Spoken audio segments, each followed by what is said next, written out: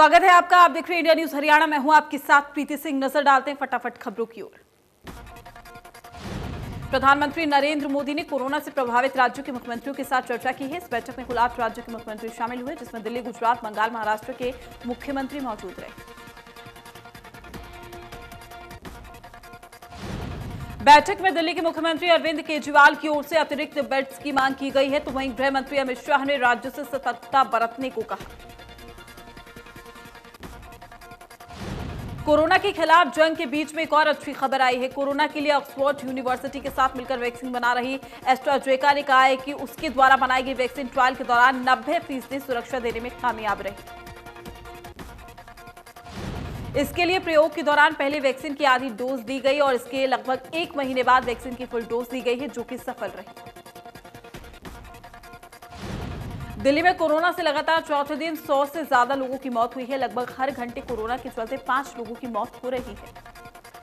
घनी आबादी वाले इलाकों और बाजारों में भीड़ की वजह से कोरोना संक्रमण की दर तेज हो चुकी है। दिल्ली में कोरोना का संक्रमण हर दिन के साथ और खतरनाक होता जा रहा है। कोरोना संक्रमण के हालात और इससे निपटने के उपायों पर सुप्रीम कोर्ट ने दिल्ली सरकार को कड़ी फटकार लगाई है। कोर्ट ने केजरीवाल सरकार से पूछा है कि दिल्ली में कोरोना आउट ऑफ कंट्रोल क्यों है। अभी के हालात को देखते हुए कोर्ट ने आशंका जाहिर की है कि दिसंबर में स्थिति और भी गंभीर हो सकती है। सुप्रीम कोर्ट ने सभी राज्यों को 3 दिन में स्टेटस रिपोर्ट दाखिल करने को कहा है। शुक्रवार को इस मामले में अगली सुनवाई होगी। देश में लगातार बढ़ रहा है कोरोना का आंकड़ा। 24 घंटे में फिर सामने आए हैं 37,410 कोरोना के नए मामले। एक दिन में कोरोना के चलते 481 मरीजों ने तोड़ा दांव।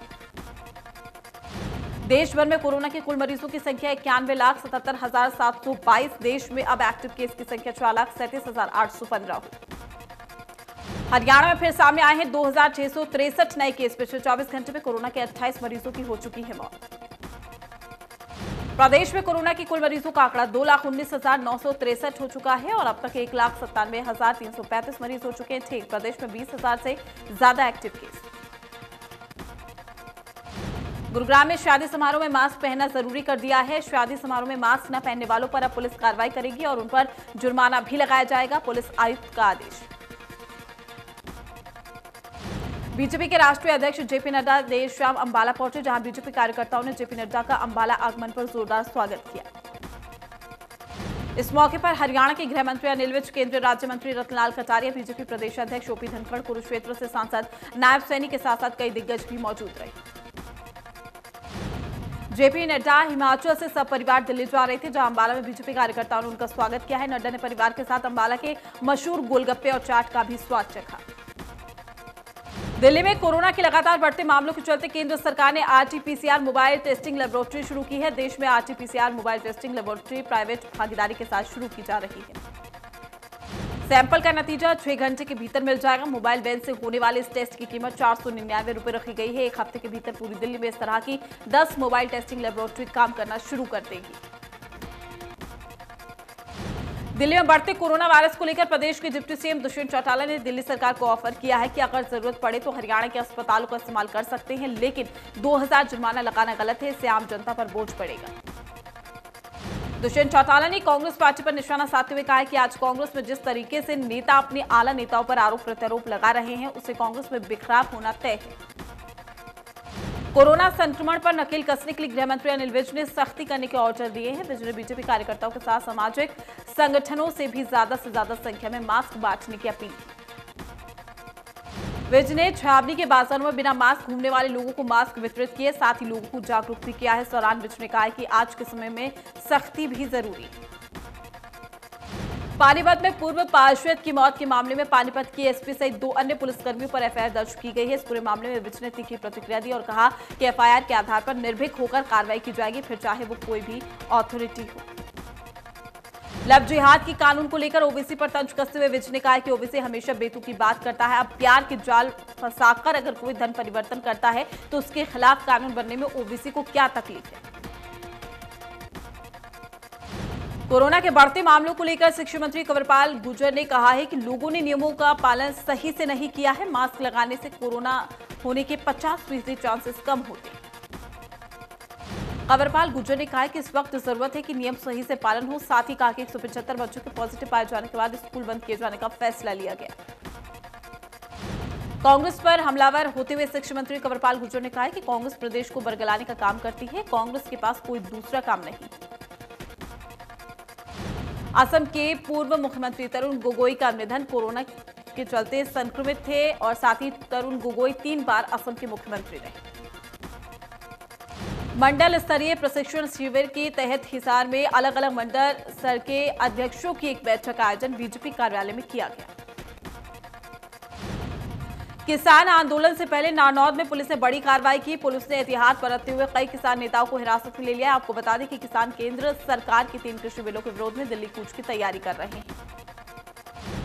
पुलिस ने देर रात किसान नेताओं को उनके घरों में हिरासत में लिया। बताया जा रहा है कि पुलिस इन किसान नेताओं को कुछ दिन तक नजरअंदाज भी करेगी।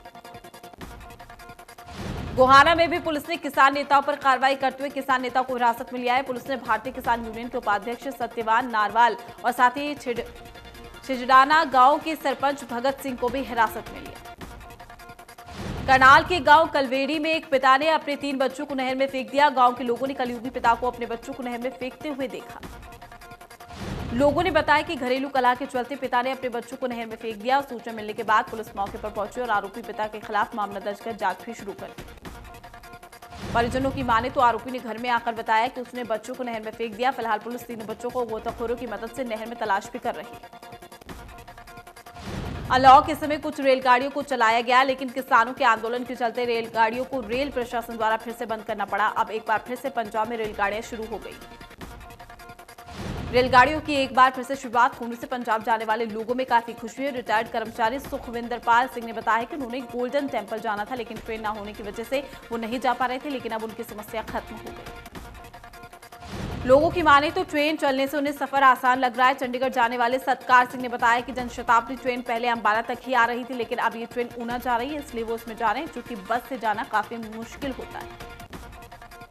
भिवानी में अशोका कॉलोनी निवासी इन दिनों सीवरेज के पानी से फैली गंदगी के चलते नरकीय जीवन जीने को मजबूर है। पिछले 3 सालों से सीवरेज की परेशानी के चलते लोग परेशान हैं। लोगों का यह भी आरोप है कि पिछले 3 सालों से अशोका कॉलोनी के निवासी पार्षद और अधिकारियों की अनदेखी का खामियाजा वो भुगत रहे हैं। यहाँ पर गली भी बंद है, जिससे भारी दिक्कतों का सामना करना पड़ता है। मेवात फीडर कैनाल से जिले के गांव में पीने के पानी की समस्या जल्द दूर हो सकती है। संबंधित विभाग को मेवात फीडर कैनाल का खाका तैयार कर जल्द से जल्द रिपोर्ट सौंपने के आदेश सरकार ने दे दिए। पंचकुला सेक्टर 15 में सलून के मालिक पर आधा दर्जन युवकों ने चाकू से हमला किया है। गंभीर रूप से घायल सलून मालिक को नागरिक अस्पताल में भर्ती कराया गया। मिली जानकारी के अनुसार सैलून कर्मचारियों की आपस में अपने स्टाफ के साथ किसी बात को लेकर बहस हो गई थी। जब सैलून मालिक ने बीच बचाव का प्रयास किया, जिसके बाद स्टाफ ने बाहर से कुछ युवकों को बुला लिया और हमला कर दिया। पंजाब में खाद्य संकट के चलते हरियाणा में खाद लेने पहुंचे 4 लोगों को जींद में गिरफ्तार किया गया है। पुलिस ने अवैध रूप से हरियाणा से पंजाब सप्लाई किए जा रहे 840 खाद के कट्टे भी बरामद किए। 4 ट्रैक्टर ट्रॉलियों में भरकर खाद के कट्टे पंजाब सप्लाई हो रहे थे। पुलिस ने सभी ट्रैक्टर ट्रॉलियों को कब्जे में लेते हुए थाने में खड़ा किया है। गिरफ्तार आरोपी पंजाब के पटियाला और लुधियाना के रहने वाले। कृषि विभाग के अधिकारी की शिकायत पर यह कार्रवाई हुई है। जिंद और कैथल जिले से पंजाब से सटे हुए हैं और गेहूं बिजाई के लिए किसान खाद के संकट से जूझ रहे हैं। हरियाणा में बाल विवाह के मामले नहीं रुक रहे हैं। जिंद में महिला संरक्षण और बाल विवाह निषेध अधिकारी ने 2 शादियों को रुकवाया है। दोनों ही बारात बेरंग लौटी। एक लड़की की उम्र 17.5 साल थी, दूसरी की 16 साल थी, लेकिन दोनों ही दुल्हों की उम्र 24 साल से ज्यादा थी। दोनों लड़के लड़कियों से उम्र में 8 साल से ज्यादा बड़े। पिछले कुछ दिनों में 8 शादियां विभाग रुकवा चुका है। विभाग के अधिकारियों का मानना है कि समाज से अब भी अनपढ़ता, कमजोर आर्थिक स्थिति बाल विवाह का कारण बन रही है। फरीदाबाद में बेजुबान जानवरों पर अत्याचार करने का मामला भी सामने आया है। एक बार फिर बेजुबान जानवर के साथ बर्बरता की गई। अज्ञात व्यक्ति ने सांड के ऊपर तेजाब फेंककर सांड को जला दिया। तेजाब से करीब 40% सांड का शरीर जल गया है। राहगीर उसे अस्पताल लेकर गए। पुलिस ने केस दर्ज किया।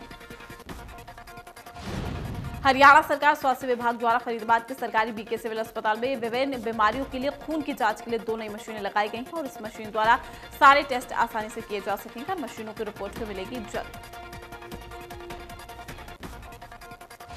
मशहूर पहलवान बजरंग पुनिया और संगीता फोगाट की शादी की रस्में शुरू हो चुकी है। रीति रिवाजों के साथ संगीता को बांध बैठाया गया है, तो बजरंग के घर भी बड़ी धूमधाम से रस्म मनाई गई।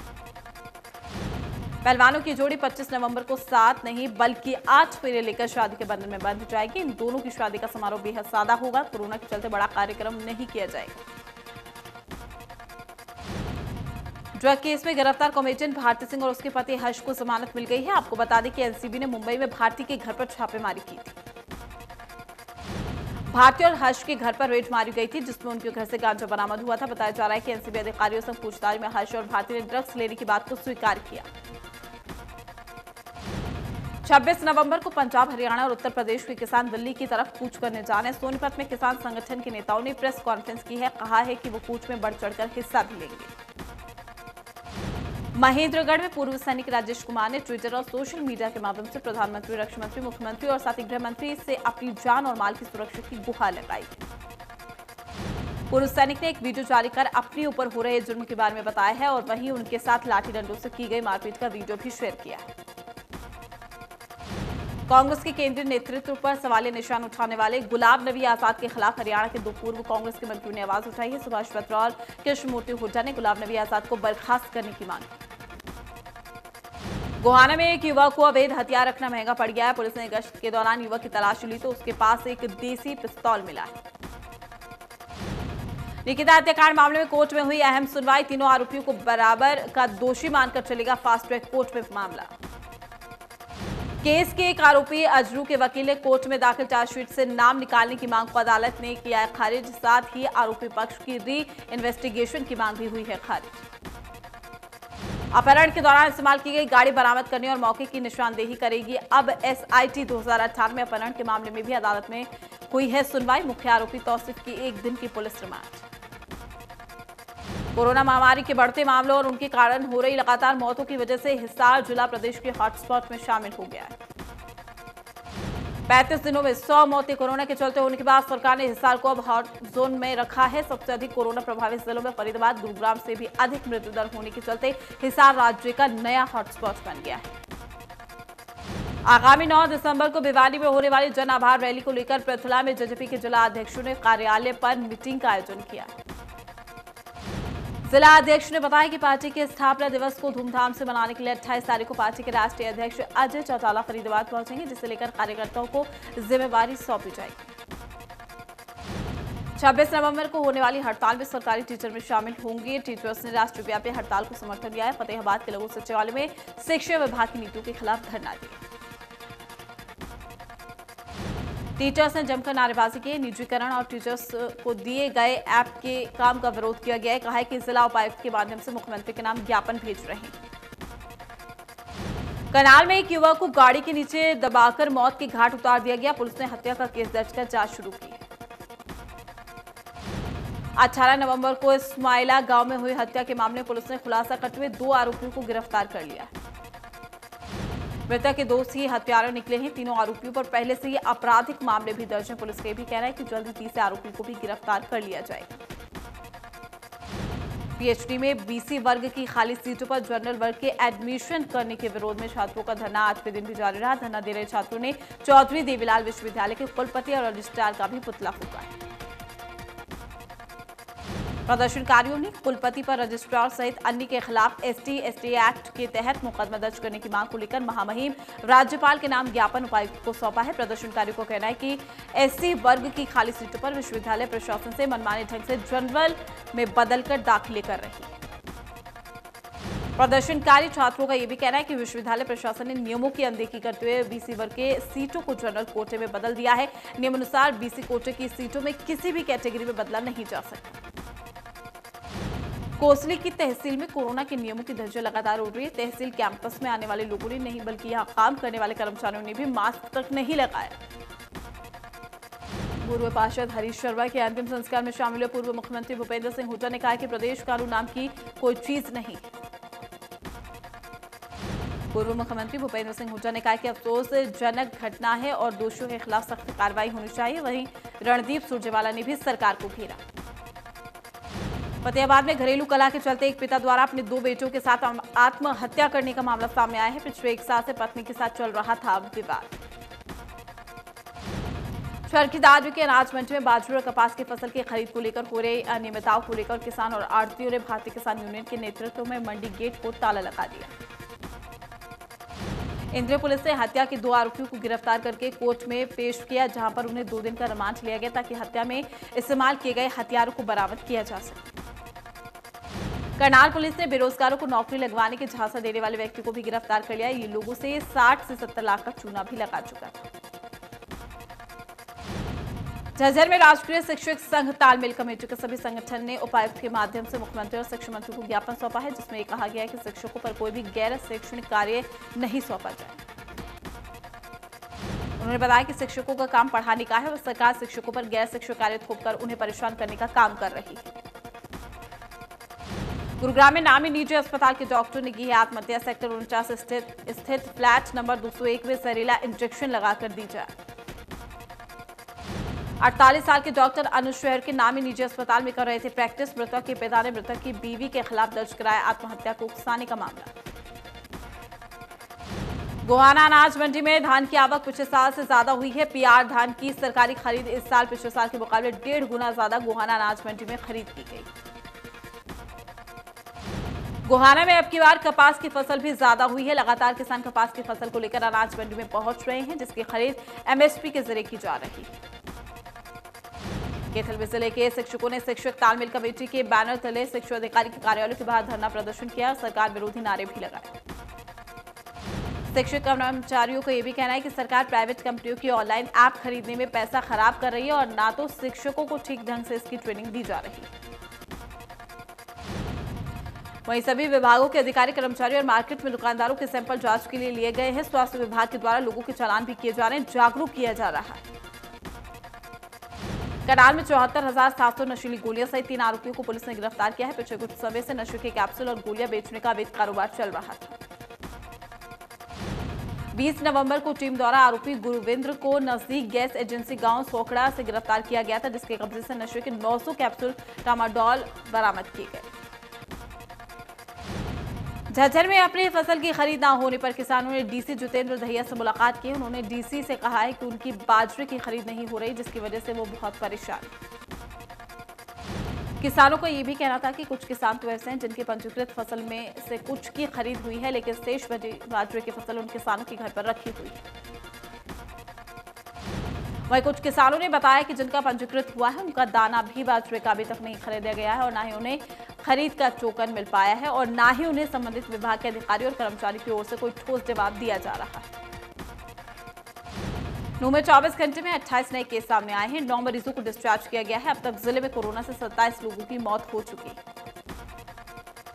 सोहना तहसील में वकीलों की दबंगई देखने को मिल रही है, जहां पर वकीलों ने सोहना बस स्टैंड को ही पूरी तरह से पार्किंग में बदल डाला है। बस स्टैंड पर खड़ी सैकड़ों गाड़ियों के चलते रोडवेज चालकों को भारी परेशानी का सामना करना पड़ रहा है।